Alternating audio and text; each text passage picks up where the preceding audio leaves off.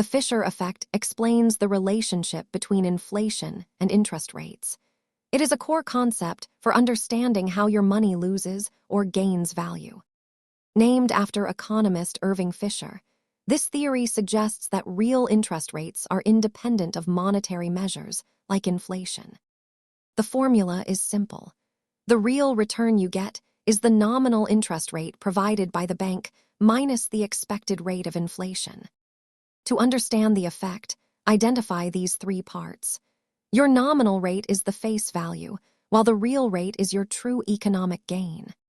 A bank might offer a nominal rate, but if inflation is higher, your real rate is negative, meaning you are technically losing purchasing power.